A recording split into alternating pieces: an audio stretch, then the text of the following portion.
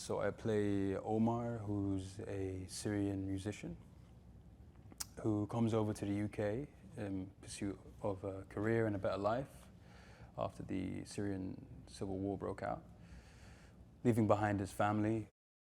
He finds himself in limbo. He finds himself not where he needs to be.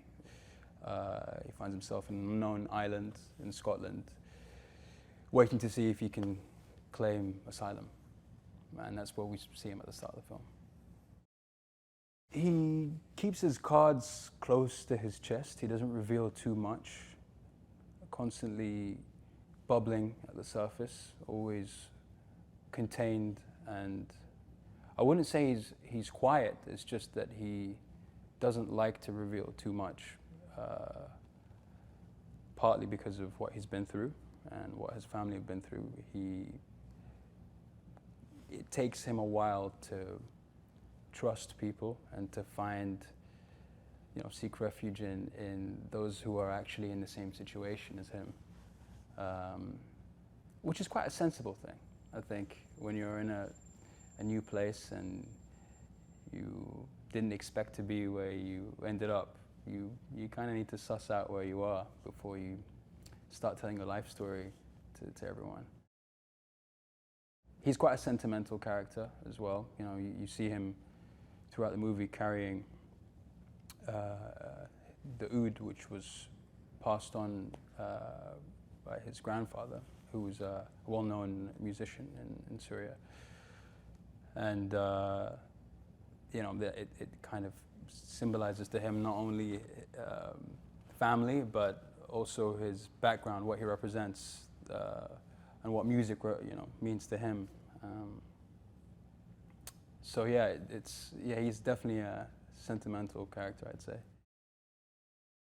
That containment comes from him not wanting to be himself and him not being able to be himself. Where he wants to really be is back home, playing music with his family. Yeah, he can't be himself because he's not surrounded by his loved ones or by all the elements that make him himself. I read it at first and I was like, Syrian virtuoso, okay, here we go.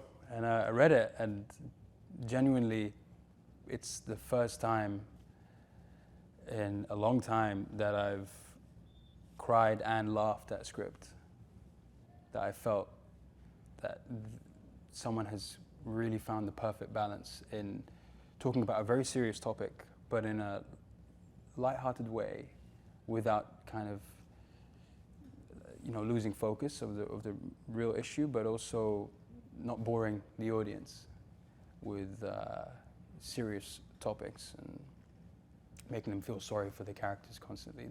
He's showing a human side to these people and a warm, relatable side. I put my cards on the table as soon as I met Ben, the director, and I just said, you absolutely nailed it. You made me cry, man. You made me cry and laugh, and it would be an honor to be a part of that story and give it as much integrity as possible.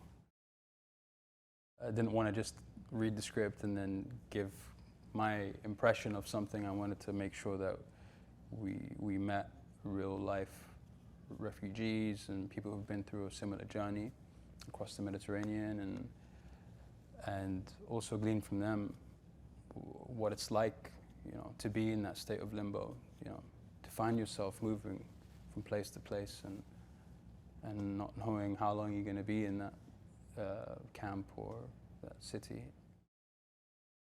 What was interesting when I met some of the Syrian refugees in Edinburgh is that all of them were having a laugh and enjoying themselves and joking around, even though their loved ones are miles and miles and miles away from them and difficult to get hold of.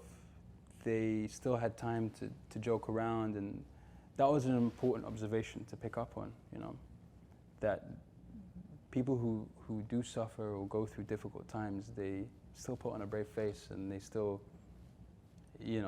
they can still tap into that emotion.